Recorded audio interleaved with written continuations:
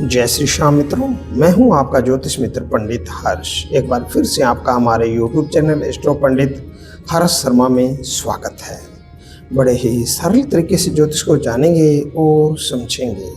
मित्रों, आज का हमारा चर्चा का विषय होने वाला है, क्या सावन के महीने में नहीं कटवाने चाहिए बाल और नाखून।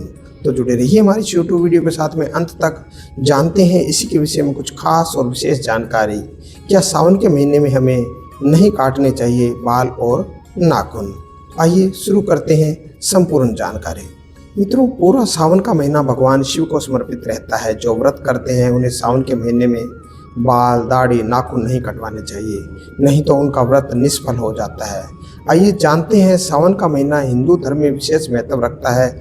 इस महीने में भगवान शिव की पूजा अर्चना का विशेष महत्व है और कई धार्मिक मान्यताएं भी जुड़ी है। इन्हीं में से एक मान्यता है कि सावन के महीने में बाल और दाढ़ी कटवाने से घर में कलेश होता है। आइए जानने इस मान्यता की सच्चाई क्या है धार्मिक मान्यता और परंपरा। सावन का पूरा महीना शिव भक्ति का महीना है। इस दौरान श्रद्धालु भगवान शिव की पूजा अर्चना और व्रत करते हैं। माना जाता है कि इस महीने में शरीर की शुद्धि और मानसिक शांति के लिए भारी श्रृंगार और सौंदर्यकरण से बचना चाहिए। बाल और दाढ़ी कटवाने से शारीरिक श्रृंगार का हिस्सा माना गया है, इसलिए सावन में इसे टालने की सलाह दी जाती है। इन लोगों को तो बिल्कुल नहीं कटवाने चाहिए बाल। सावन महीने की शुरुआत सोमवार से हुई है और जब आप सावन व्रत करते हैं तो आपका संकल्प हो गया है और नियम कहता है कि इस बीच में दाढ़ी, बाल, नाखून नहीं काटने चाहिए। यहाँ तक कि साबुन से भी स्नान नहीं करना चाहिए, नहीं तो आपका व्रत अधूरा माना जाएगा। हालांकि जो सावन के महीने में व्रत नहीं करते हैं वैसे लोग सब कुछ कर सकते हैं। क्या है प्रमाण और शास्त्रों में उल्लेख।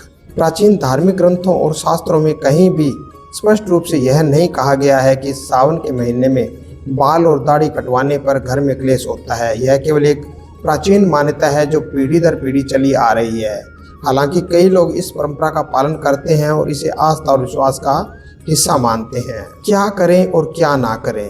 यदि किसी को इस मान्यता पर विश्वास है तो वह इसका पालन कर सकता है, लेकिन इसे अंधविश्वास के रूप में ना लेवें।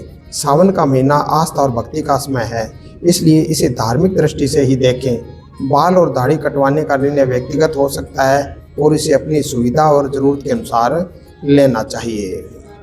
मित्रों, ये थी कुछ खास और विशेष जानकारी। क्या सावन के महीने में हमें बाल और नाखून नहीं कटवाने चाहिए, जाना इसी के बारे में संपूर्ण जानकारी। इसी तरह की और अन्य जानकारी जानने के लिए जुड़े रहिए हमारे इस चैनल के साथ में।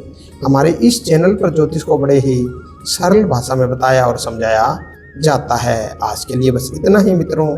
जय श्री श्याम, जय भोलेनाथ।